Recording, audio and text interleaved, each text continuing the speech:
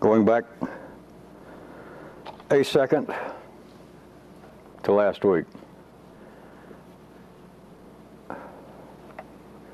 I just sketched it very in general about the historic, the continuing sensation of people attempting to divide themselves into two parts, all the way from religion to the man on the street. And I've pointed out to you that it could be seen in a particular way of lumping everything that I have ever sketched out about inner voices, the runnings of the circuits, the systems in action, is you could begin to see in a way that is very profitable. It begins to sound simplistic, but some of you have already begun to note, as one of the notes that I read last week to you that someone wrote here, has already observed that it seems as though much of what I've been saying for the people who have just arrived in the last 6 months to a year and the people who are getting this in the other cities seem to be getting less of the kind of specifics that were tied into the numerous diagrams, my rather specific descriptions of systems and the circulatory system and the way the blood was working. And you might also note that I pointed out some time ago,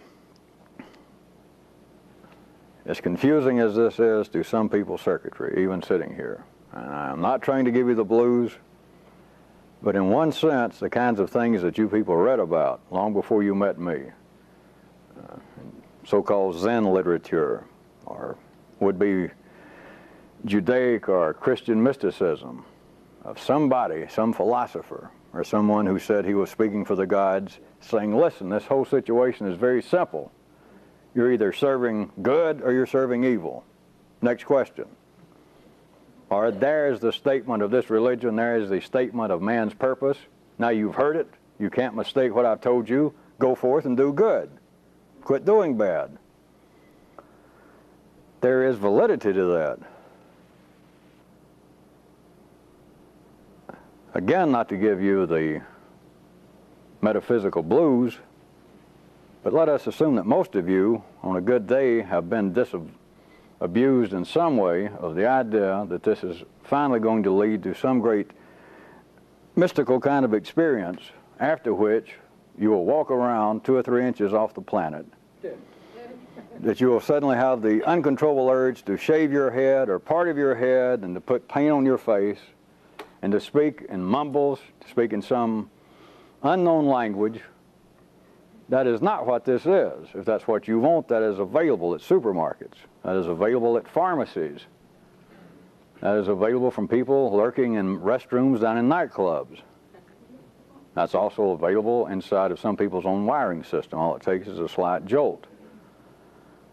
In a sense, there is not that much difference between having a higher circuit activated than there is everyday life. Yeah, I know it's sad.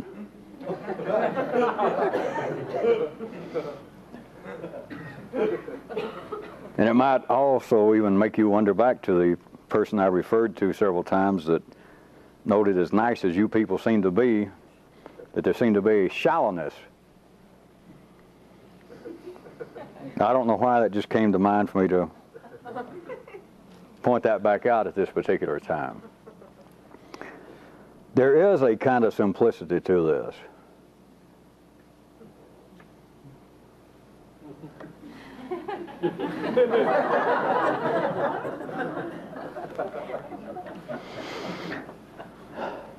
But let me very shortly tell you again, or sketch for you that which I have done once previously. If it had been in some way appropriate, or if I had just been too overheated one day, some sort of metaphysical hangover, if I had ever begun this on the basis that this is very simple, there is a right way for a few people to operate, and there are ways that you can directly affect the internal workings of everything, not just your little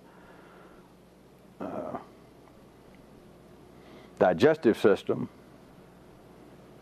but there are ways that you can directly affect as though you had a secret drug, as though you had a secret way to stick your finger into your own heart and affect what seems to be your emotional conditions and states. That there are ways that you can directly affect this. Not sitting around chanting, not trying to just make your mind a blank, but you can actively, in a real dynamic fashion, you can get in here and affect all of this. But it's for one purpose, that's to make you do, in the full sense of do, think, feel, move, in such a way that you are absolutely satisfied, but you are satisfied in a way that you cannot be disturbed. That's it. Anything less than that is the condition you're in now. People used to call it sin, people used to call it sleep, people used to call it being misled. If I said that's all it is, now you would have the basis, assuming that I was still as charismatic and as charming as I am, that you would have the basis for some sort of cult. But notice everything that I have put you through, and it was not simply a trick. Without some kind of understanding of what this is, you would have been someone's follower. You would have been nothing. You would have been no better off. You may have stopped drinking every day, but we'll assume I stopped you from doing that with no explanation. I just said, don't do it. So let's assume that you would say, well, physically, I feel a lot better. And he assures me that everything's going to be all right. But you would understand nothing. This would not have accomplished any purpose getting close to life's kinetic force. Comma. Back to where I started. Last week I mentioned that you could see this quite simply, and some of you should be able to begin to round this up within yourself. That what humanity has always called, including you, your own hardwired self, the thing that's been called the carnal nature, a man's false personality, his evil side, his earth side, his mechanical side, his subconscious side. You can take all of that because all of humanity was driven by life through such terms to confront one thing. That simple fact that all of you have some sensation of. Many of you, I'm fully aware, and you shouldn't be suffering over it. I'm not attempting to point you out, but you still don't have a continuing awareness of it. That's why I continue to bring it up, that I'm aware of it. But you have at least the sensation, you have had it quite distinctly, that left to my own devices under certain conditions, I am absolutely helpless. Notwithstanding the world's finest poetic philosophy, the world's finest religious axioms, of course it seems to be in the mechanical flow of things that it just strikes me at times. That I hear of some horrible catastrophe, or I find out that someone I know is dying, or I find out that I may be deathly ill. And I suddenly realize that I am like some little lost leaf blowing in the winds. I don't even have the sensation anymore that the gods are looking down and even know what's going on. But there has to be this continuing awareness that that side of humanity, that side of you and everyone else, is most safely called mechanical. It is hardwired. It cannot be changed in a noticeable degree, not because I said so. It simply cannot be changed. And it was no one's fault because nothing is broken. You as you are, as long as you remain that side, as long as you remain that thing that I told you last week that you can begin to lump into this sense of I being every personal voice in you. And I mean the voice from every circuit. The voices that seem to speak in language, that seem to come from the yellow circuit, the talk you have about your own static inside, the voices that seem to be feelings, whether they be inexplicable moods of depression, then the voices that speak, that seem to come from the lower stories, that seem to say, I am getting arthritis, or I am lazy, or every time I run, I always turn my ankle. And forget about, well, there's some way my father made me feel bad as a child, and now I am self-conscious physically, and I am inclined to hurt myself. That's all irrelevant. It's not that it's not true, it's simply that it's not true. But all of those voices in toto, you can see in a particular way. You can round up every map, everywhere I've tried to get you to go, every trick, every task of going out and attempting to do something that you wouldn't normally do, attempting to do something you would normally do and exaggerate it, that all of that is one sense of I. And that thing cannot be redeemed. It cannot be saved in some way. It cannot be rectified. It cannot be reconstructed. But it's not evil. But note, it has always had the sensation in you and everyone else that there is something wrong with it, which I'll get into in a minute. Of course, I've gotten into it for 1,000 minutes.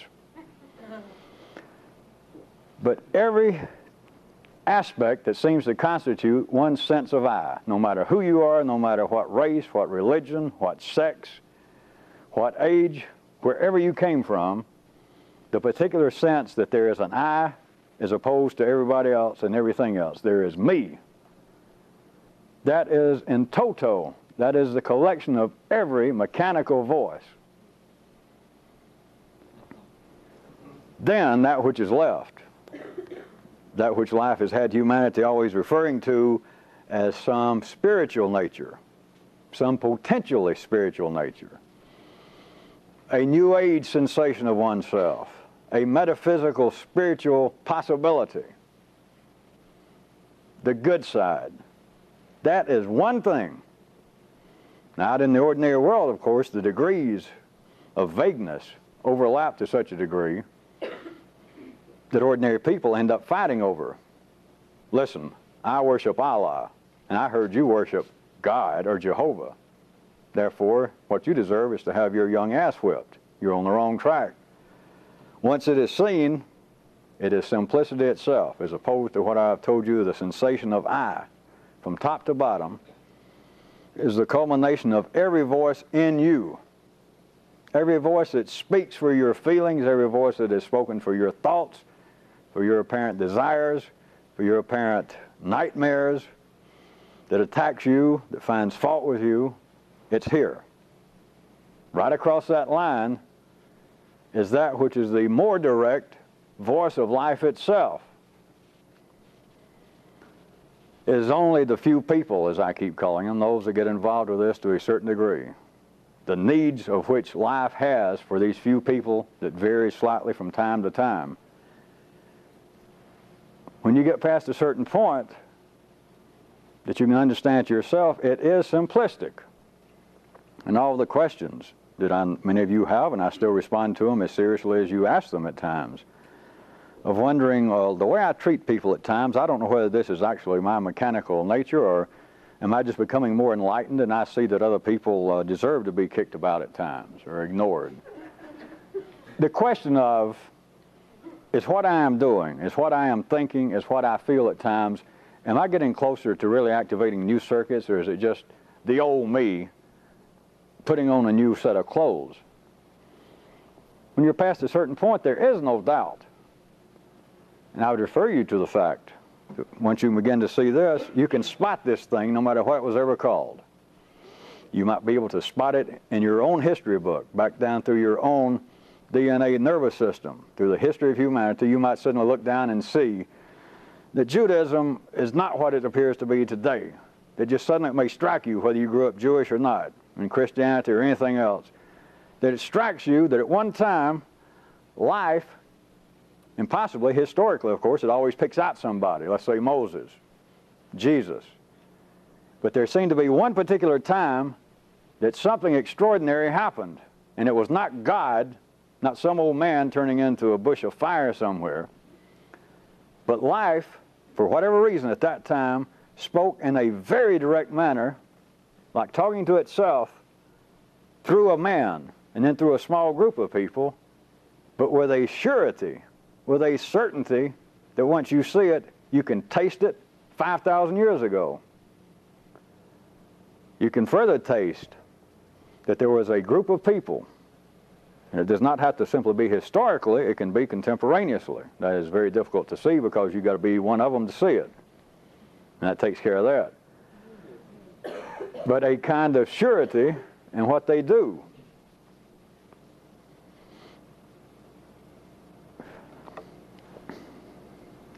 Let me take what life says, that you've all heard this in some form, and I'm going to repeat it more or less, but now based upon what I've just pointed out to you. This kind of surety that seems to pop up periodically, and normally, up until today, it has always resulted in a religion. But there is a kind of certainty in what seemed to have been said, whether it have been Buddha or Moses or Jesus or Muhammad, just to pick out the obvious well-known examples, that if you're just wired up to the point of being within the general limits of the conception of greater reality, that it doesn't have to be your religion, but you can go back and read the dead words, been reprinted, translated from 2 or 3 languages, people translating the language that really had no great interest in what was going on. What I'm inferring is it's taking something and chewing it up and throwing it up and somebody else eat it and throw it up. And still, after all of that, 5,000 years later, you pick up the words of somebody that was supposed to have been illiterate, was out herding sheep, and you read 2 or 3 things that have gone through 2 or 3 translations. And God knows who added to it, who subtracted from it. They lost a page and tried to make up what they lost. And you read it, and there still seems to be something. And one of the somethings is a certainty. Now, the religions, of course, use that same thing. They'll say, listen, read the Talmud or read the New Testament or read the baskets of Buddha and just read what he said. That always gets a laugh. For those of you who don't know it, it is normally referred to, the collection of his sayings, as the baskets. In case you want to be informed, or maybe you knew it and you still find it funny. Okay, I guess it is funny. But the religions would say, all right, does it not strike you a kind of certainty jumps off the page? And you might say, yeah. And they go, aha. You know why? Because it's the Word of God. Of course, the Christians and the Muslims are, the worst at it, that this is literally the Word of God. He told, either Jesus or he told these prophets or he told Muhammad, and, he had somebody write it down as fast as he could. So he didn't add anything, didn't give his opinion, just the facts. So that's why it strikes you. That is why the certainty is there. What else would you expect? It's what God said. The reflection is based upon reality, that there is a certainty to it, not because that Moses was a great fellow or that Jesus was in some way literally the sons of the gods, and it's not because I'm a great fellow.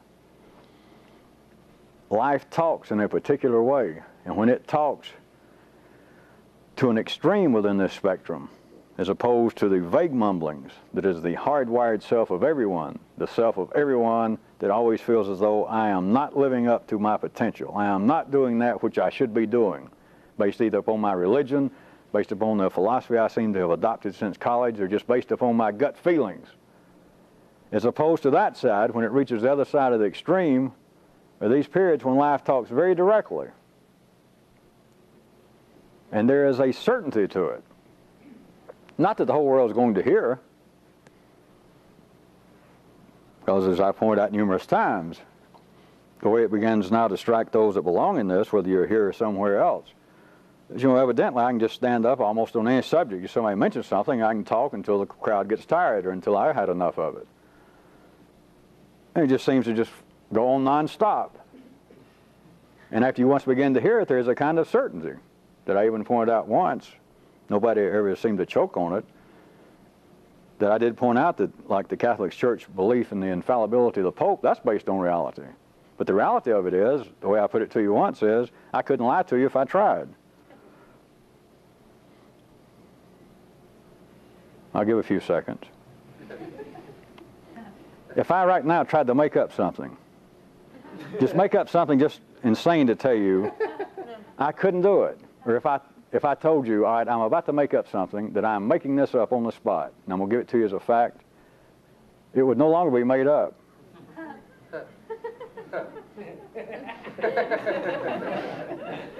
In other words, you ought to cut the tape here so this is not lost for history. But the truth is, people that are involved with this are truly infallible, which is what the church says about the Pope. See, except I'll deny that I ever said that. It's not me. It's life talking a certain way. And when it gets strong enough, it's true right then. And it's going to be true at least for a generation.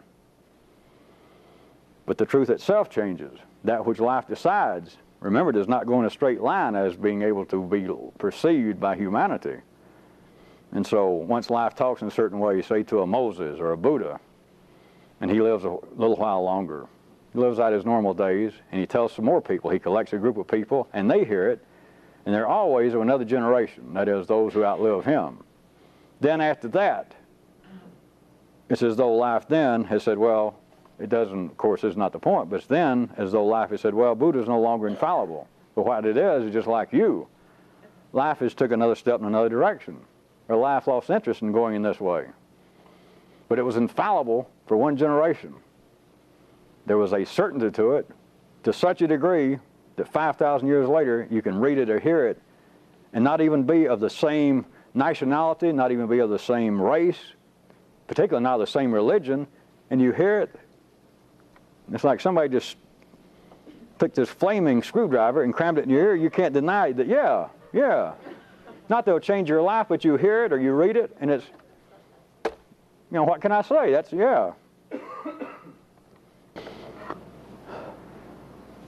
A little more from last week. When I was speaking about the continuing drive of life through humanity and a kind of very limited, very directional, horizontal movements of liberation.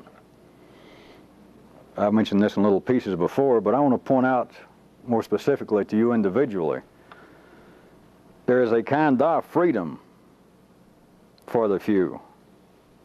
But again, it's not the freedom that you dreamed of necessarily, that I will be free of gravity, or I'll be free of death, or I'll be free from taxes. But there is a kind of freedom that is not simply a payoff, it is not simply a reward, it is that which is necessary for maximum growth potential of life itself. And to have this kind of possibility, there's got to be a spectrum of freedom, and now I'm referring to what would seem to be the internal world of the few. It is a spectrum of freedom that ranges all the way from a kind of subtle descent to near chaos. Now, not too long ago, if you recall, I pointed out to you that some totalitarian countries, where it's always a rule to some degree, the way that they're known to, you notice I've shifted to the external world apparently, but they seem to, or reported to, control the news, and that they never report, in a sense, bad news. They never report that they did not live up to the last 5-year plan. They do not report that the $2 billion bridge that they had to raise everyone's taxes for 2 years ago has just collapsed. Half the country may have heard it collapsed, but it's never mentioned. Just always good news. Then I've also pointed out to you that that is not the place to live, which most people don't have any choice. But that is not the place to be. This could not be going on in many countries in the world, for reasons that you might think obvious, and for some that would not necessarily be obvious, even if I could sneak around and I'd been born somewhere else and I had a little room and the state police couldn't find us. Then the question is, would there be enough people there wired up? Would life be talking, even if somebody like me popped up? Would there be enough people to even fill up the room? Not just, I don't mean that they wouldn't show up just because they were afraid of the police or the external potential circumstances, but would they be wired up enough to hear it? And I have also pointed out to you, I used New York as the example, as being the epitome of the epitome, that by many reports and by most people's consensus, their impression New York would be the most dangerous place in the world to live, Manhattan. And yet, in one sense of the word, that, up until today, has epitomized the breakthroughs. It's where at least the corporate headquarters are when there's some new development from IBM or something new in the space world. Most of the statements come from New York or the general area, from Washington. All right, all of that I'm trying to get you to look at in a certain way internally, that there has got to be a kind of freedom for those doing this. And it does have to range on the far end almost to near chaos. That is, almost with no limitations. Now, I have pointed out to you how ordinarily all would-be religions, cults, would-be mystical organizations of some kind, the name of the game, if nothing else, is rules, rules, rules. People need it, people seek it, and life provides it. But you could almost, once something has fallen into the ordinary mechanical flow, even if it was initially otherwise, but once it is there, once it is an established religion, or once it is a cult that is established, even if it's only 10 years old, you're going to find almost no surcease from rules. You will not feel any personal lack of restrictions. Need I say more? All right. Can you imagine, all of you who are not Catholics, but just what you know of it, can you imagine, or any good religion, any major religion, of one day going to a priest and saying, listen, it's not too bad being a Catholic, but I got too much freedom. What I'd like are a few more restrictions. I'd like, the 10 Commandments don't cover it. Could you add a few? I have brought this up at times in the past and then almost ask you rhetorical questions to consider how few I imposed and that people expect. All right, tell me what to do. Tell me what to do. And people continue to write me that's either heard of me or read something or heard somebody talk about me. They write many times lengthy, whole envelopes, page after page. Tell me their life story. Tell me what they think. Tell me what they think that I think, what they think I've said. Should they move here? Should they do this or that? Tell me what to do. Quick, by mail, at least tell me what to do. Should I quit eating meat? Should I quit hanging around with red-headed women or men? Should I quit taking drugs? Should I quit reading books on religion?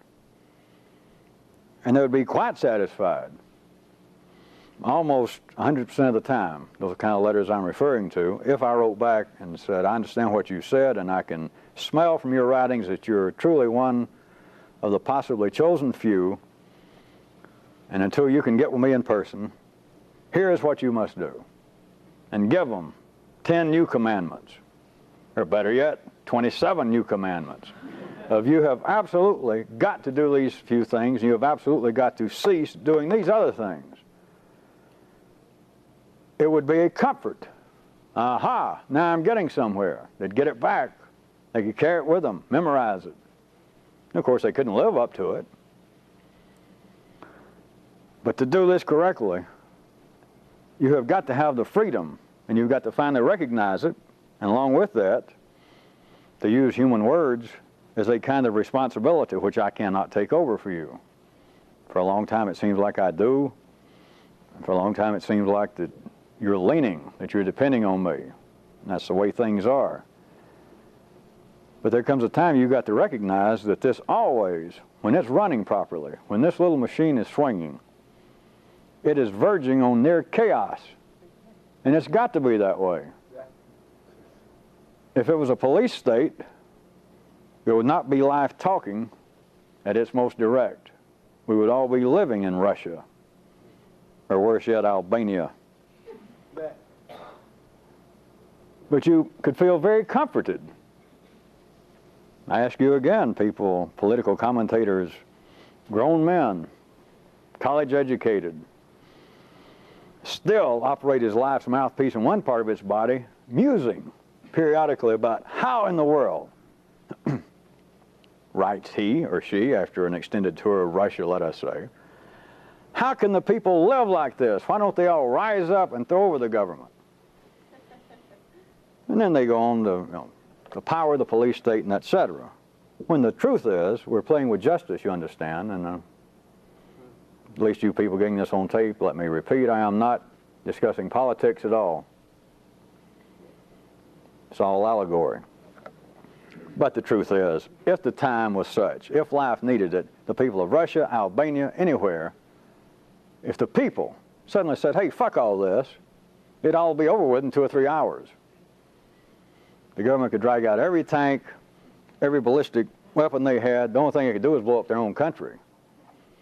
But if the vast majority of the people, like these political commentators, that is one aspect of life that still can't understand other aspects of what it's doing, says, how can the people live like this?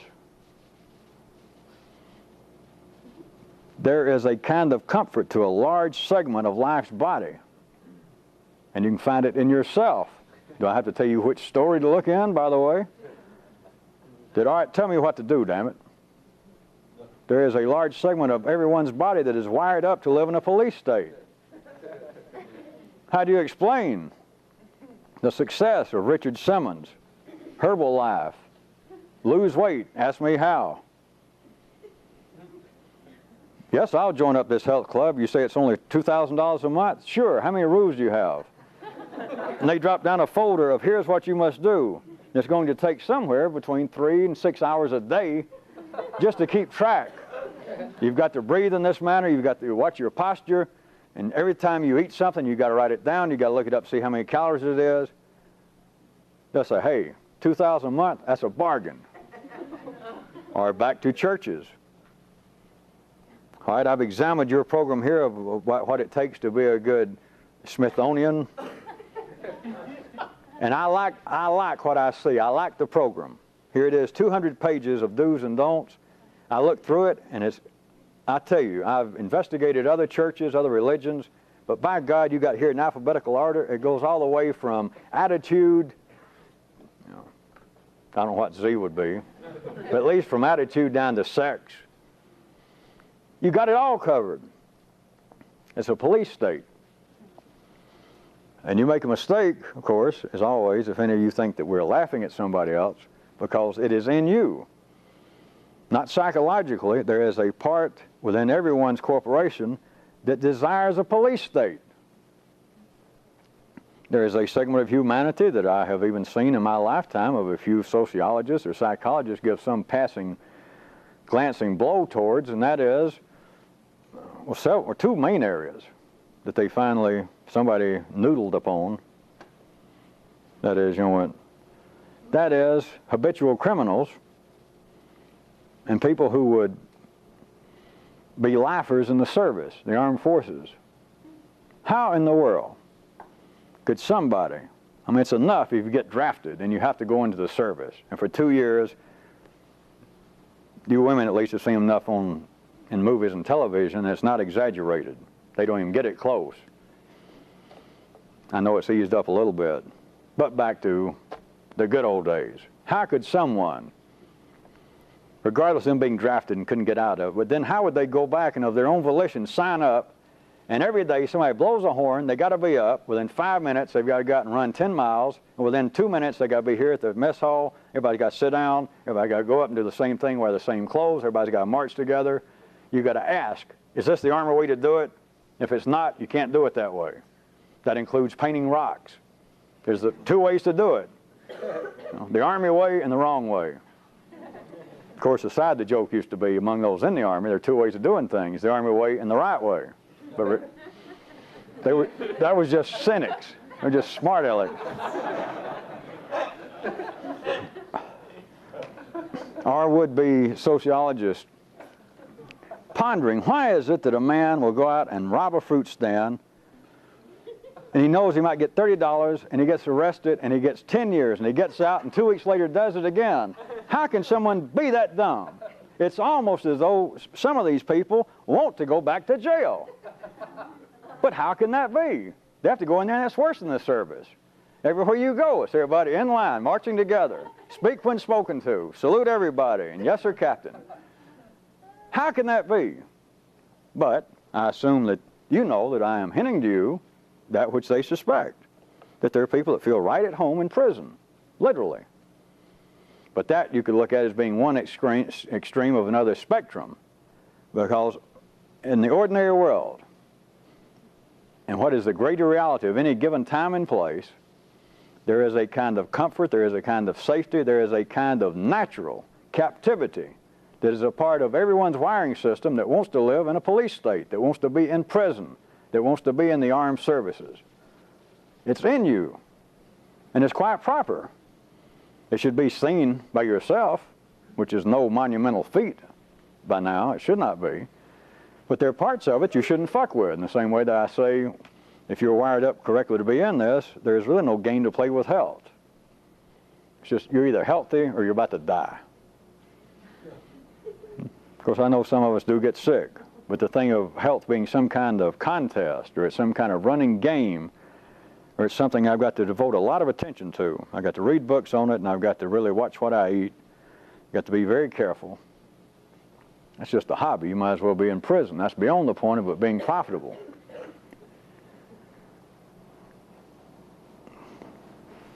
It is built in. One of the stories, everyone should figure out the red story. The bricklayers, the carpenters, the red circuit has a built-in yearning to live in a police state. But that is not where progress is made, not human progress. That is not where personal progress is made anymore, because there is nothing you can do to that situation that is going to increase consciousness. Running, doing yoga, there is nothing that can be done at the red circuit that will increase, in some way, consciousness. It will not happen in life, and it will not happen in the individual. But there is still a part that wants to live in Russia. It's natural to it. And once you understand it, once you understand what the red circuit is up to, it's then, well, fuck it. I know what it is now. You feed it when it needs to be fed, whether it be food or whether it needs to be movement or whether it needs to be rest. But when you get above that story, you get into the area that you have got to understand that there is the need for your own individual liberation movement, but for very specific aims that turn out to be omnidirectional, that it turns everything loose, and it has to approach the point of almost being 2 o'clock in the morning on Saturday morning somewhere in Manhattan, somewhere near the park. It has to be almost near chaos. But of course only you know it. But if there is not that kind of freedom within you, you are in some way going to live in a police state. You're in some way going to be a follower. You may apparently be a follower of someone externally, some church, some religion, some swami, but you're going to be a follower of one thing, whether you can name it or not. You're going to be a follower of the most mechanical aspect of life itself. That is your own sense of I, of what I can do and what I can't do. I could not say that to someone. I could not feel that towards someone. I find it incomprehensible that someone else could do such of a thing. And it's not true. You have got to have already been wired up. You've already got to have had the potential that you can understand murder without being a killer. You can understand hostility if all of your life you have walked around with a cardboard smile on your face and been afraid of your own shadow.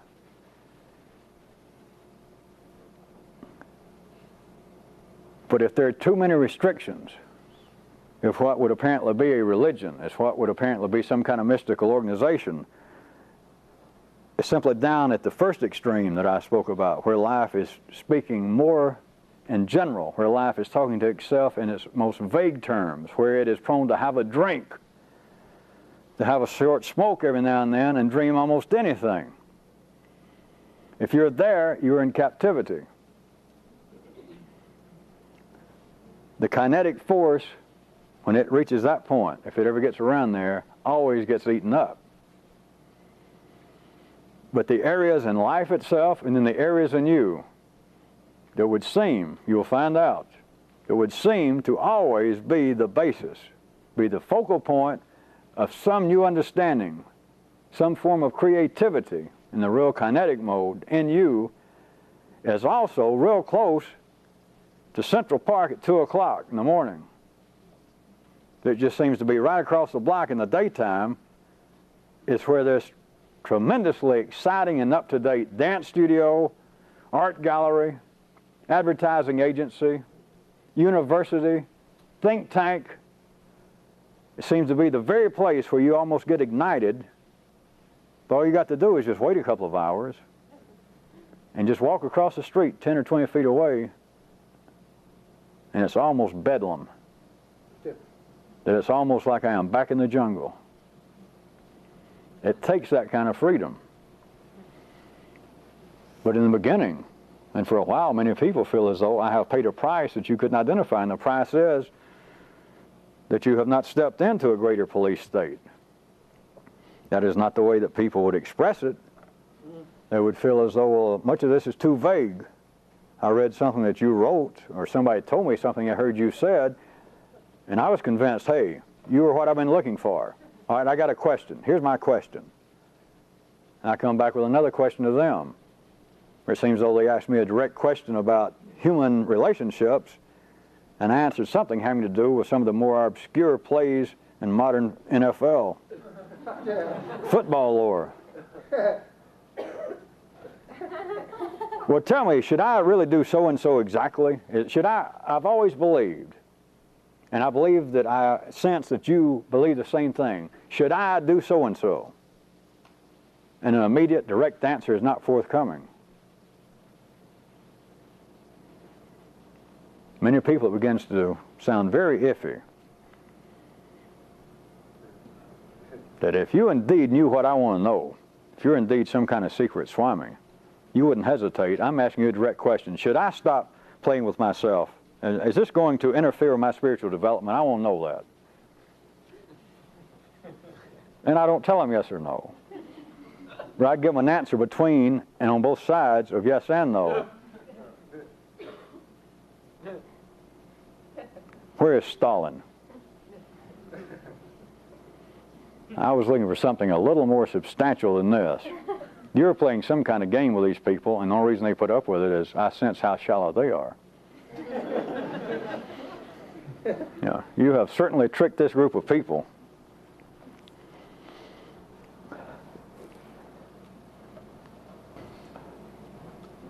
I am not really going to carry this much further.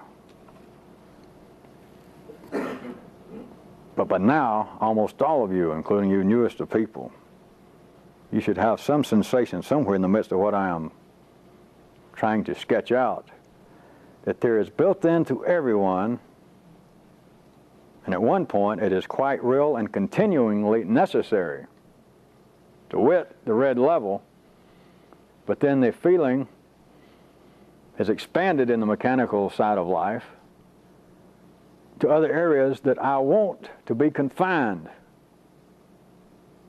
There's got to be rules to live by. I have got to know what I am doing.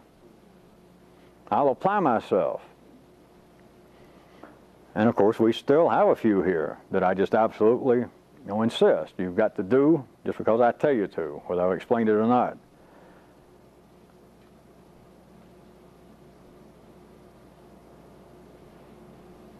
In that area, you have got to begin to feel, though, that the time comes, whether I'm still here and I'm still meeting or not, that you have got to confront a state of near chaos. Notice I keep saying near, but you've got to understand that right to the left of what seems to be your most focal, creative, dependable point, just right over, just a block over, is Central Park after midnight. Right at the focal point that seems to be where you can have the most inspirational, new ideas is just over to the right of it. There is always a crowd. They've got barricades ready to be stormed. They may have placards, whether you can read them from this distance or not. They're a bunch of wild animals. And they're not necessarily old criminals. They may still be rather young feral beasts. And they may be ready to attack the citadel ready to tear it down, with no thought of what they're going to do after they destroy it. And they're right there. But without that kind of freedom, life does not have the potential, the maximum potential to grow. It happens externally, it appears to be political, and it happens internally. But to get the maximum, I'll refer back one more time to something I've thrown out, of me pointing out that right now on this planet, not because I was born here, and it is not chauvinistic in any sense of the word, as you should know, but we're living at the best spot on this planet right now. We're living at where life is talking to itself the most directly. But you might also note that there are many people, including statistics, which might as well be people, that would say that there are areas of this country, in fact, the one that would seem to be still almost the focal point of creativity in this country, that is New York, that's almost about to come apart at the seams. Now, of course, I'm not saying that's true, but I will say there is a little validity to that. But you've got to have both, and it will eventually eat itself up. That is, eventually New York will become a place unfit to live, but everywhere will. And then some place that is now a police state, if you could come back here at some future time, it will be where life is growing and talking the plainest.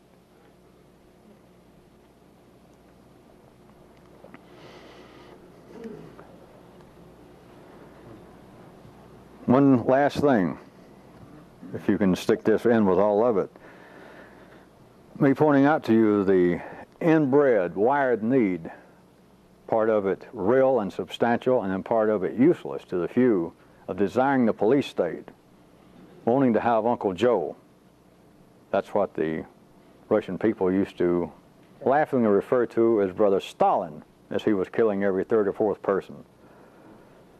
As everyone keeps having this feeling they would like to have Uncle Joe here. Well, sure, he can be harsh, but at least you know where you stand with him. All you got to do is watch your step, and Uncle Joe won't bother you. Plus, everybody gets a potato once a day. Plus, you can walk down the street, and nobody's going to attack you. Plus, you're not faced with all these obscene statuaries that I hear about in the West. They don't stick them out here in front of our buildings, things that look like, some gigantic tortoise threw up here, and they, bronzed it and called it art. At least we have statues of people, good dead people that are hundreds of years old. And we don't have to put up with them playing this kind of music that you listen to and think, that is not music. That's some kind of torture. Everything is expected. Everything is predictable. Life goes on like clockwork. That is already wired into everyone to some degree. But notice you have got to find a kind of freedom from that. It happens, but I'm telling you some of it in advance. And part of it seems fearful along the way. It feels like I'm losing something. But before I met him and got involved with this, I didn't know exactly what I was doing. I, of course, was still searching for the right mystical path. But I had a large part of it. I was already decided that I knew what was going on. And now I don't hardly know anything for sure.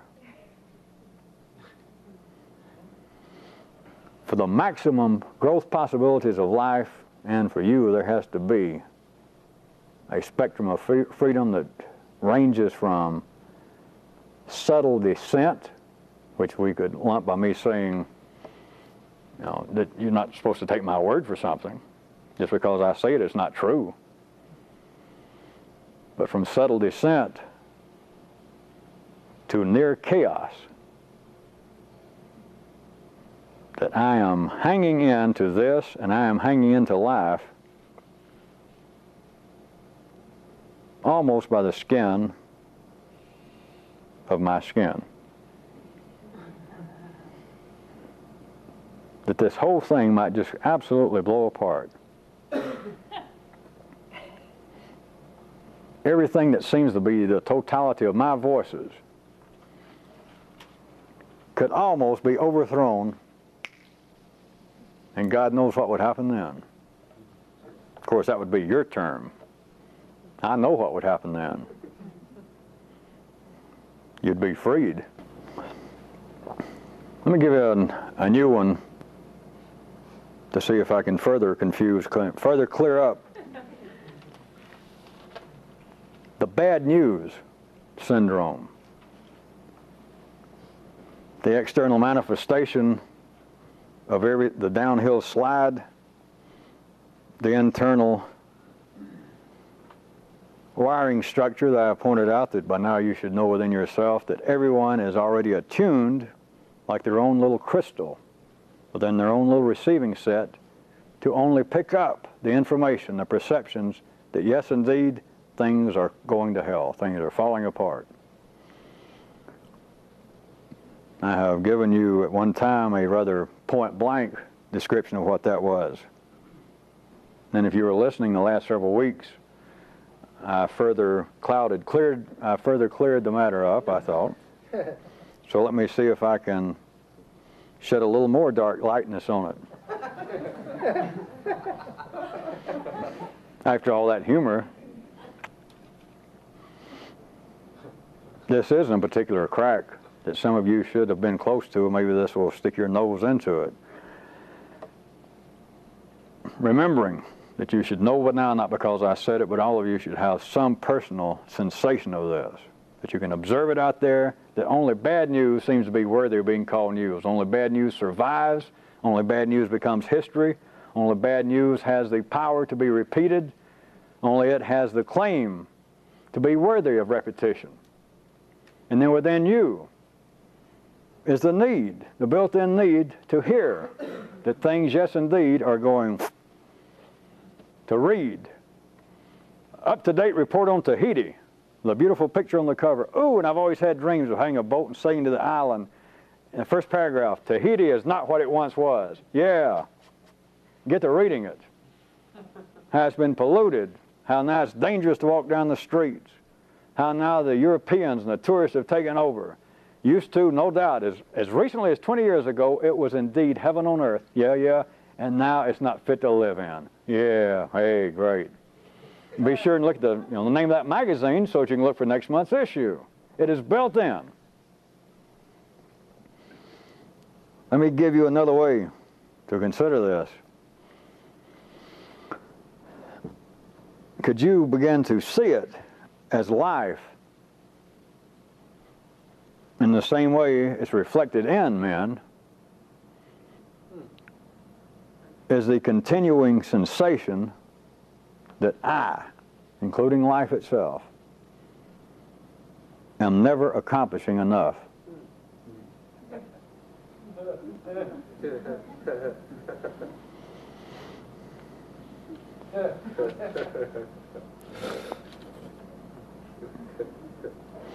Since I'm not here to simply entertain and waste time once a week, even if I don't say much more, I encourage you most strongly to neuralize that. And those, of course, that can see some, it does not belie anything that you've already understood or anything that you thought I had mentioned. But this whole feeling, this whole worldwide syndrome of I'm dissatisfied that I have explained to you in several ways. I've even noted for you that there is a biochemical basis for it. And yet there remains a feeling I am dissatisfied. That is, I am going downhill. Even if I am not particularly going downhill, if I seem to be just standing still, it's the same sensation as going downhill. I have not accomplished enough. Now, I haven't missed a day's work in the last 2 years. I've been to work every day, never had to get off early, never had any sick leave. They have never complained on my work record. I do what's required.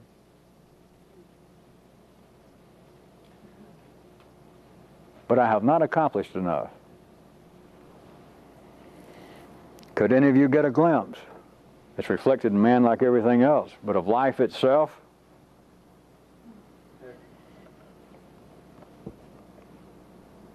I never, not any particular second, not any hour, not any lifetime, do I accomplish enough? Then what kind of news is flowing through the system?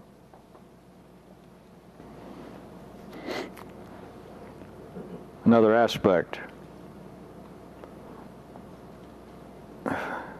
Inasmuch, look at it now in a more personal manner, just for a second rather than life. But inasmuch as men do not ordinarily ever extend themselves past the point of the minimal requirements of their own wiring position,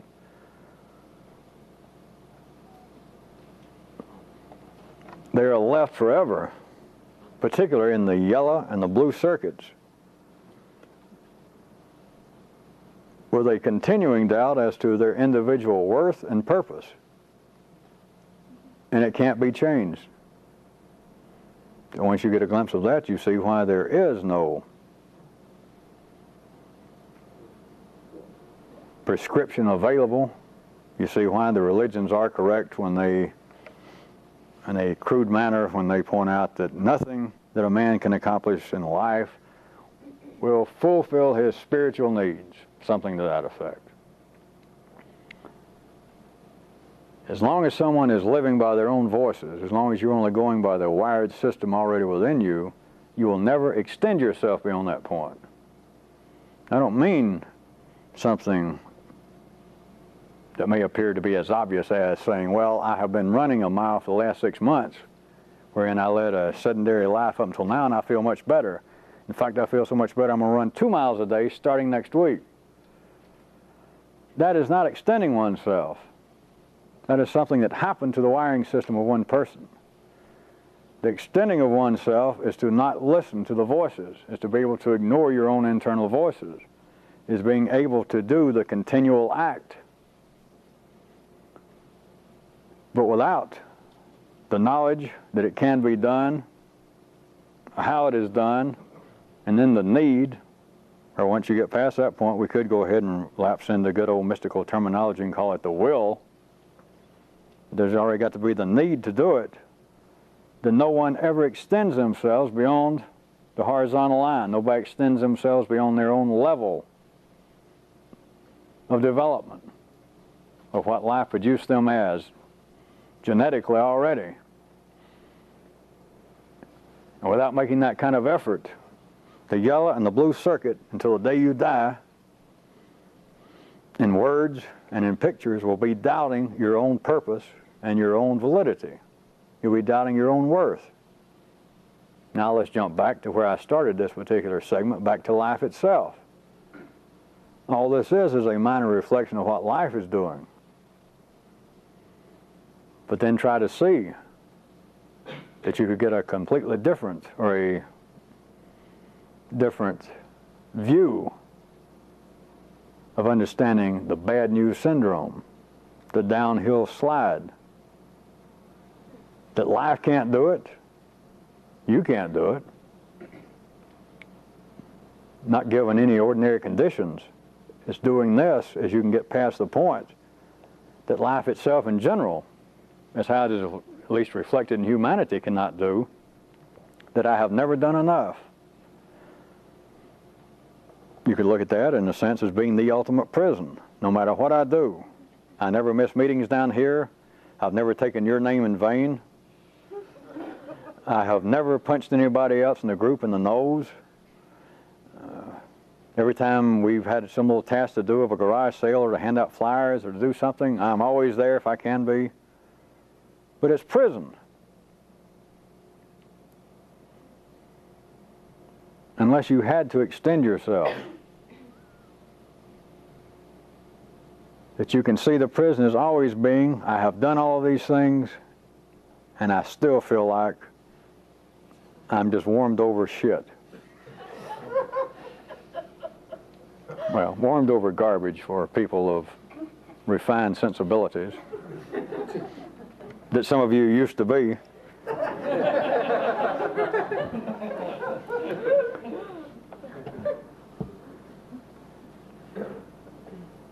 There is a point that a few people, even though life in general does not operate, does not reflect that in humanity as a whole, that you can feel satisfied with what you've done.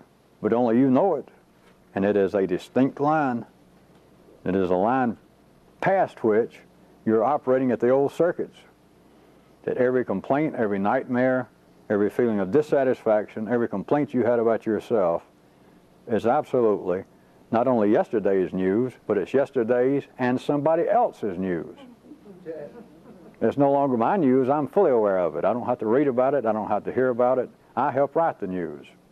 And I'm not even Billy Joel, but I write the news. I write the news. I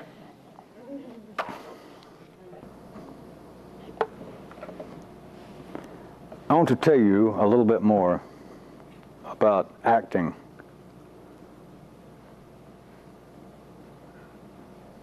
I already said this, so let's make it an official term.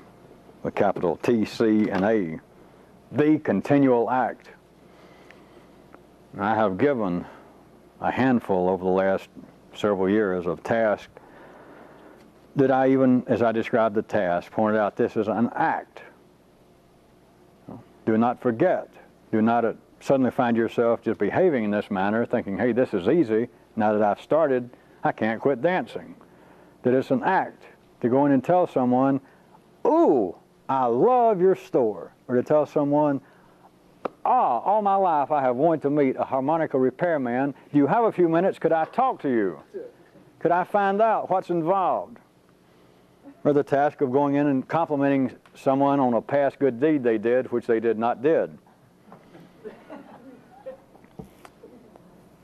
And I guess some of you newer people missed it, but some years ago I started most people out with several apparently more simplistic tasks, such as I would have you go to a church you'd never been to, or try to pick out a church that you had the sensation would be frightening if they were stomping their feet and hollering praise the Lord and falling down and foaming at the mouth, or to go to a nightclub, or to go to any social, apparently more simplistic task, such as I would have you go to a church you'd never been to, or try to pick out a church that you had the sensation would be frightening if they were stomping their feet and hollering praise the Lord and falling down and foaming at the mouth, or to go to a nightclub, or to go to any social open area, a bowling alley. You know, all I had to do was make up several examples and you'd know who you were. Of listen, I want you to get a t-shirt and get a pack of Camels and roll them up in your sleeve and put on a pair of Levi's and white socks and some brown shoes. And I want you to go there and slick your hair back and hang around the jukebox, and every time, you know, somebody puts on a good Merle Haggard record, is, you know, for you to try and sing along and smile like you really belong there. It's to do something that you obviously would have never done. Or to go rent a tux and go with a symphony, even though you feel like that this may be the epitome of claustrophobia. I'm going to be attacked by 500 people dressed like penguins. And I'm going to have to sit here, and they're going to play that kind of music that goes on and on and on, and it doesn't do anything. You can't dance to it. And to force yourself to go there on the basis that a large segment of humanity seems to enjoy this, and it's foreign to me, that kind of thing. All right, I want to just tell you one or two other things that some of you already, you know it from your own experience, but I'm going to have to put it in words for you. And the rest of you, I'm telling you the kinds of questions that I get continually. Right now, this is the among other these, the answer, and that is the continual act. That is to act from the time you awaken in the morning until the time you go to bed. To act when you're alone, to act when you're with people you know, to act when you're among people you do not know. But it's got to be a continual act. It would be some of you have asked questions, and some of you I've given personal tasks to do, and out of all the thousands of hours I've stood here and talked, I have even mentioned such as this and made up what seem to be specific examples. And many times it would strike some of you, whether I did it here or whether I talked to you individually about it, I've got, go do this, and it seemed to be an isolated phenomenon on this one condition with your mother, with your sexual partner, the person with whom you work. Go do this one thing and watch what happens. Just watch. But it took a willful, deliberate act for you to go and even say what I told you to say. Or if it was just a physical thing, just go and be there and try and stand like everyone else. Or to walk in the place and try to walk like everybody else. Or if they all get up and they clog, try to get up and clog. Or just go out and dress. Just put on a tuxedo and go and be there with them and sit and smile when they smile and applaud when they applaud. The continual act is absolutely what I'm talking about. And I'm not exaggerating. It would be, let us say that you go to have your car fixed. They say, all right, you can wait, it's going to be maybe 45 minutes and we can fix it, it's not a big job, and we'll get to it and you can go in the waiting room or hang around here. Let's just say I'm just trying to set you up a scenario. You're out at a place that you've never been. You're at a garage or a big service department. People you don't know. You're not interested in cars. You got nobody to talk to. And maybe nobody even tries to speak to you. And you could be for 45 minutes wandering around. You could be going up and leaning against the building and smoking a cigarette, or you get a soft drink out of a machine and you go over and you squat on the curb. You're just kind of hanging about. Nobody's talking to you. As far as you know, nobody's really paying any attention to you. But you should be acting. It should be a continual act of the way you stand. And as far as you know, no one is looking, no one is paying any attention, they're all busy. As far as you can look around, there's nobody that you seem to even have the mechanical desire to impress. It's almost like it's going to be 45 minutes, time out, nothing to do. It's act. In every way, in every department, that you perhaps cannot specifically put your finger on any kind of mood you seem to be feeling vis-a-vis this service department. You don't feel particularly upset, you don't feel hemmed in, nobody seems to be staring at you, you don't feel threatened, you're not late for any appointment, you're not real bored, you're not real mad at the car. It's almost like blah time. But whatever you would normally do, whatever, and the obvious, the simplest to point out, which I shouldn't have to always resort to for you people, but since I do, I should tell you something, is the physical aspect that you find, no particular reason, you wander outside, you get a Pepsi and you just fall into a certain position.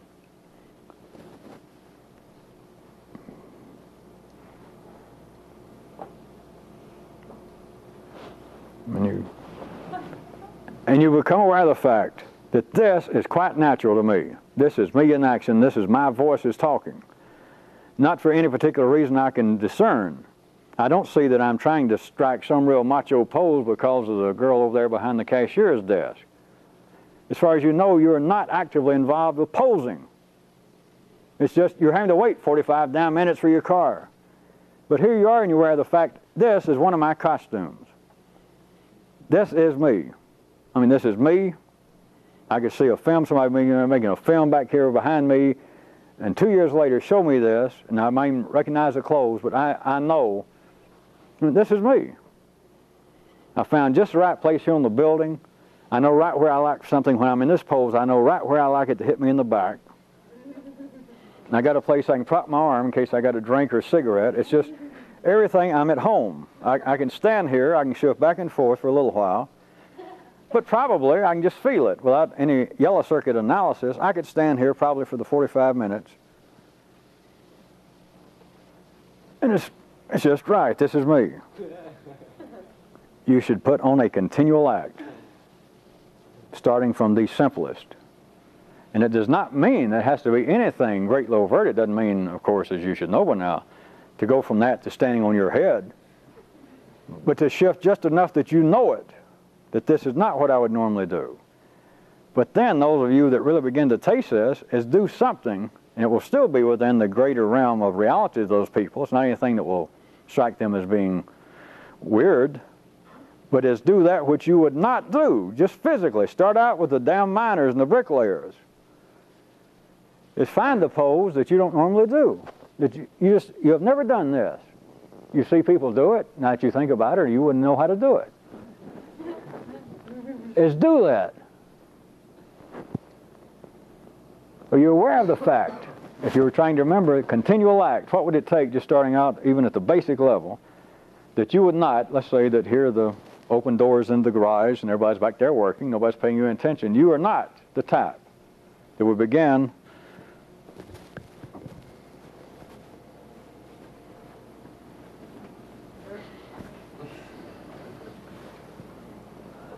Somebody else could be doing it right next to you and you wouldn't give it a second look.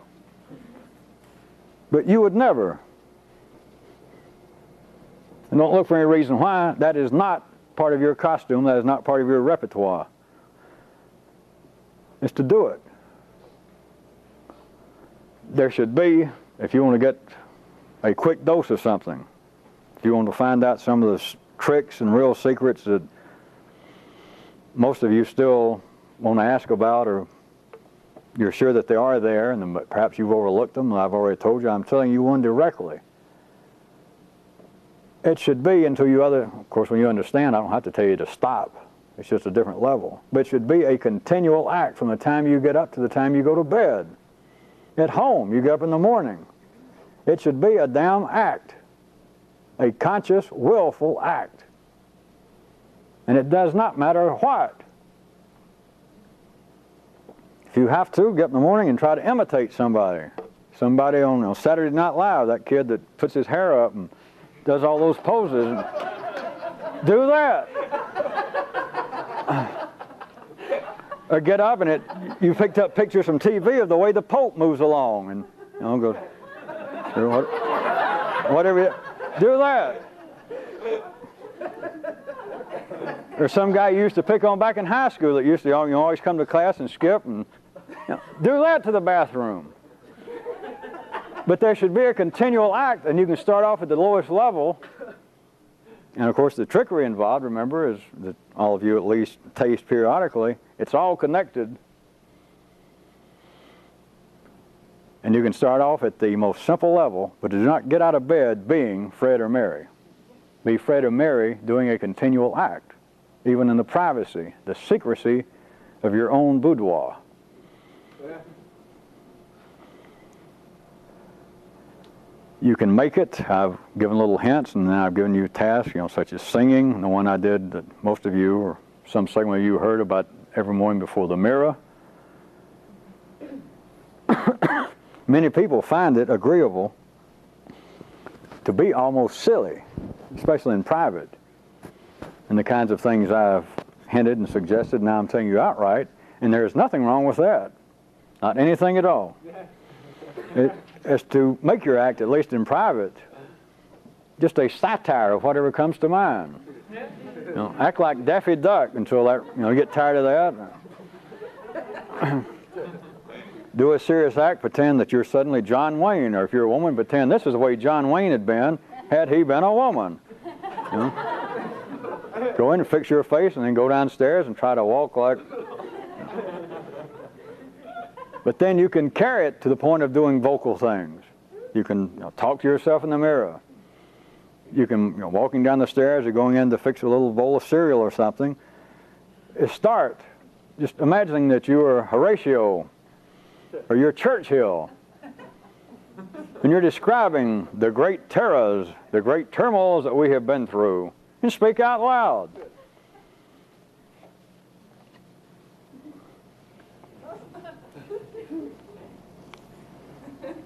There is a way in which, that past a certain point, this is almost impossible to put into words, and here I go again, that your whole life becomes an act. And I have said little things like this before, and people have gotten entangled with it, and people even write me till this day that have heard me say this or heard that I said something like that, and can write me page after page of, something's wrong. It's almost a variation of the person saying that you people seem to be fine, and I certainly have had some kind of perhaps good influence on you, but there seems to be a kind of shallowness. In that sense, I've told you, taking those people as being real people, the Buddha and Moses and Muhammad and all of that, I assure you that if you could see in a certain way, when it comes to being shallow, they would have been in a class by themselves. When it comes to, from the ordinary view of the complexity, the ambivalence of desires and needs and wishes inherent in this poor thing we call the human spirit, something's wrong with this person, I can smell it. They're shallow. Of course, ordinary people can't smell it. But in varying degrees, if they get the point and realize, listen, I don't know what it is. You can almost speak in poetic terms, or maybe Muhammad could tap dance, or maybe Buddha could paint, or maybe Moses could play the piano. They could say, yeah, but something's wrong because you're not suffering for your art. Now, your piano playing, or your tap dancing, or your painting is not bad, but something is wrong. Did you actually do that? Did you have a ghostwriter for this? Did you have a ghost painter to do this? I sense a kind of shallowness to you. And it would be true, because they have passed the point, they've gone past that line that their sense of I is the totality of all of the voices that are already wired into them. They're no longer that, now they're something very simple. But in that sense, it is now a continuing act. Life did not make them this way. Not the life that runs 99% of the corporation. That's everybody else. That's the sinners. That's everybody. That's the many. That is you below the line. And so over here, it could be quite properly, if you understood it, and I'm going ahead and say it, it could be seen as being a continual act. Because life at that time and place, the majority of life's own body did not write the script that you're doing. It's unnatural. It is a continuing act. Not too far removed from that is people's interest. I've had numerous questions in the last several weeks since I brought up about that, or I read a question and then I spoke some about it, about the feeling of distance. And I pointed out that it was not unexpected, and it does happen that many people involved with this, and I of course know it at times in the past when I was not physically alive. I know what it was, that they can sense a period of feeling distant, that in some way I'm becoming less than human, I'm becoming shallow. And that disturbs the voices in some people over here in the sinner's camp, over here in the majority side of life's body. But the feeling of closeness that ordinary people would describe is simply the mechanical wiring within the grid itself. That it is nothing to speak of, it is nothing that gives any ultimate satisfaction. But on the other hand, this kind of distance that I could describe, it's where you have distanced yourself from your own mechanical behavior, from your own mechanical wired self. But then you can, in a way that cannot be described, you can bridge a wiring gap between that which you left in you and that which is still running everybody else. And so your act becomes a closer sensation in truth of feeling something for other people than those who are wired up to say, well, I feel very close to this person, I love this person is blood kin, or this person is my best friend, I grew up with this person, I would give my life for this person. And the truth is, you could have just met them, and you're closer to them than this best friend. But it takes a continual act to do so. Because were you to fall back into the same wiring, into the same mechanically held place in the grid system where you originated, and assuming that you had some magnetic attraction to this other person, then you could say, we have some kind of relationship. But then, as I assume you all know, the majority of murders all over this planet are done by close acquaintances. And a large percentage of those are done by blood kin. But there is certainly mechanical closeness. But what could be described in words as being a kind of distance. That is, I no longer suffer over what you're talking about. And I know you believe you're suffering over it. I'm not going much further in words because they become meaningless. But you understand what's going on. Not in theory, not by going by some police state rules that said, thou shalt understand thy neighbor or get 40 lashes. It's simply that you understand what this is. But I am no longer part of that. But you can fake it if you needed to.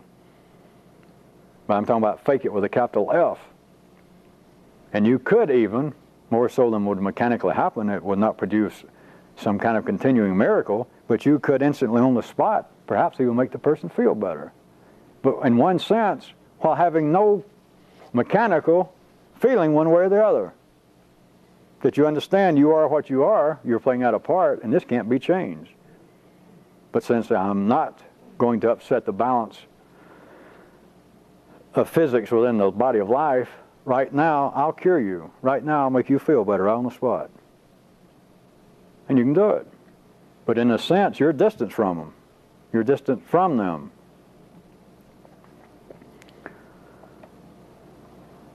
This kind of distance from people that frightens some voices when they hear about it. Let me also point out there is a reflection of this in the ordinary flow of humanity. For instance, with physicians, psychiatrists, life tells them through their educational system and through word of mouth from generation to generation of physicians and would-be psychic healers, you can't get too close to the patient. You can't treat them properly. That just happened to come to mind like everything else I say. But it is a reflection of something real. Is you can't really feel for somebody else unless you're distant from the suffering, unless you're distant from the mechanical wiring, from the mechanical flows that brings about and produces these conditions in everyone. To say, listen, I feel for you. Anybody that says that, they can't feel for anybody else. Or someone says, I know what you're going through. You don't. It's only those that have some distance from it, because they have a distance from that source of mechanical behavior, from that kind of mechanical wiring system within themselves. They've got a distance from it. It's the only reason they can see it and understand it.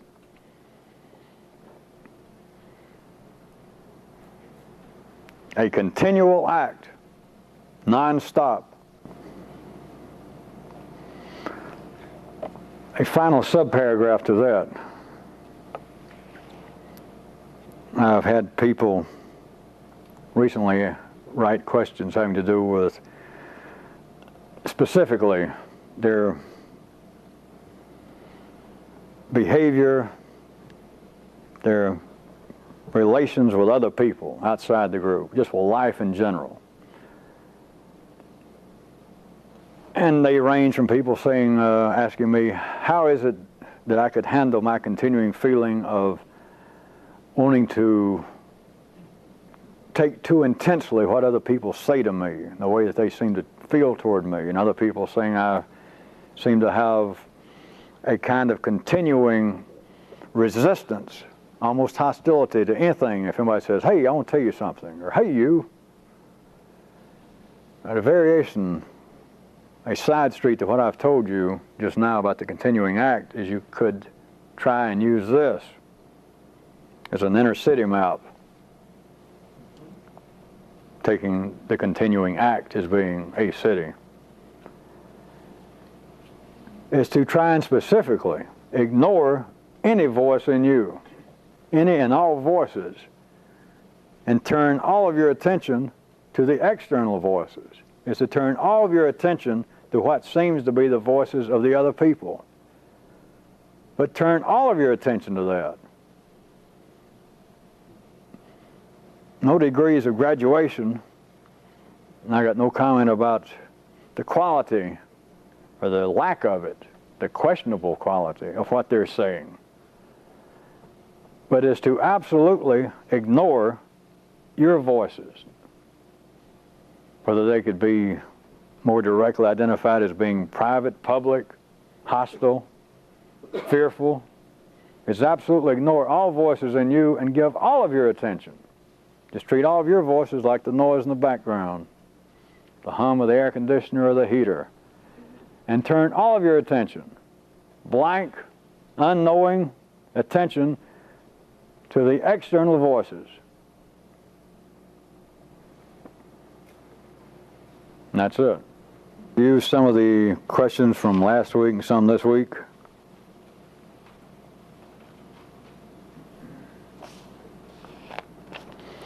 Could you say something else about the parallel time in relationship to others, in relationship to in relationship to oneself and others?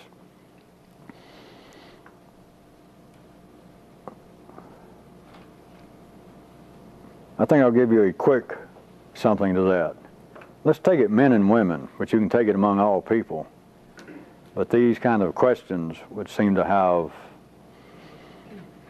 their most stringent urging to reveal themselves in relationship between sexes. That you have a man and a woman that is a relationship. And not only can you have the possibility, to say the very least, that their primary seat of operation in their corporation is in one story in one person and one story in the other person. That's our version of the amen corner. It just happened to be a particular amen that I recognized. But not only it could be them operating primarily from one story or the other, but that again, very often, to say the least, within the song of life that all corporations sing, and through which the life sings in all corporations, they can be moving at different tempos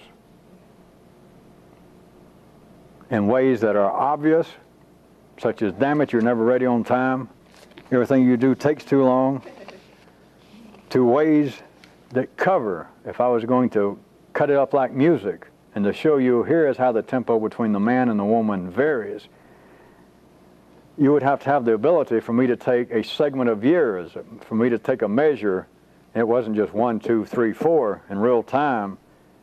I might have to take 10 years and get you to see it took 10 years on a parallel measure of this music to count 1, 2, 3, 4.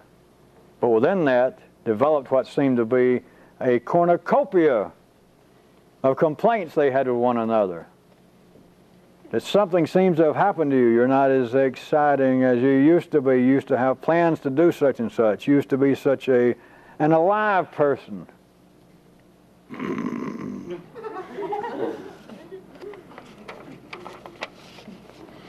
Could you say, in a parallel manner, could you say anything more about women vis-a-vis this thing? Yes, I could. Is there such a thing? Is there a difference between the way that men and women think? Yes. I was listening to a piece of avant-garde music by a modern composer, and it seemed fairly clear that this particular piece or kind of music would never be widely popular. However, it also struck me that apparently life is willing to play to a limited audience. Now that is a very splendid way that someone put an observation together. I could put that in the midst of me saying life will try anything once. But this is a very excellent observation of a limited audience. And I wouldn't hate to step on it much, but I'll just quickly I can point out that it is life's ability to be this specific, that it can play to a limited audience, that it will try something that is never going to have an expanded audience, something that is here today, gone tomorrow. But this leads to a kind of diversity that is necessary for a overall omni-growth.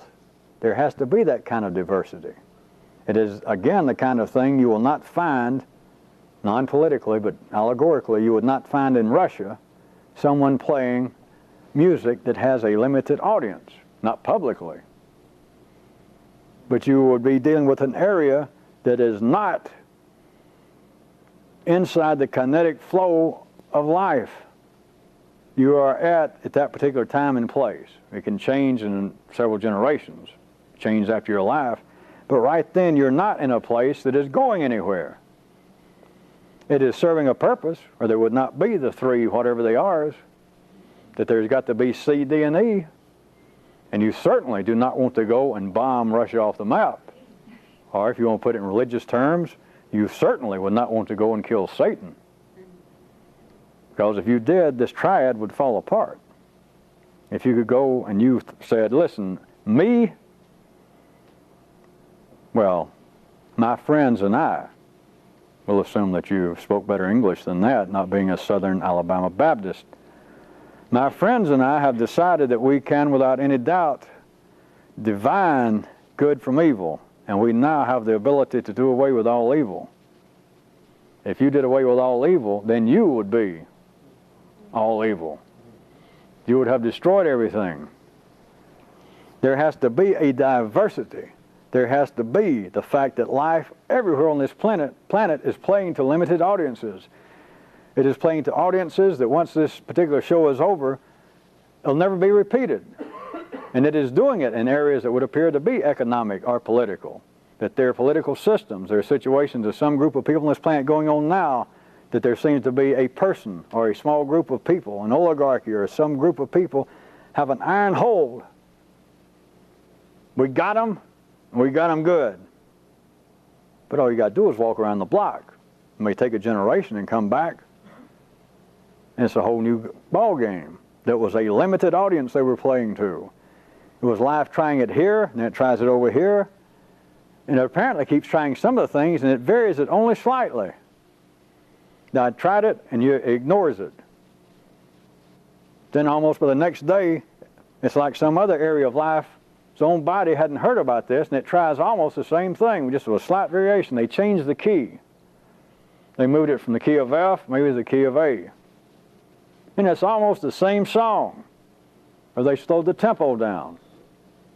But were it not for this kind of diversity, this ability to try anything once,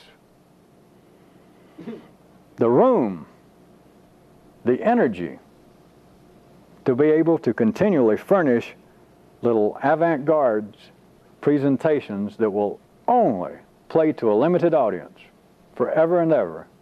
Were it not for that, we'd all be done for. Were it not for that, we would not always be somewhere close to the area of NC, near chaos.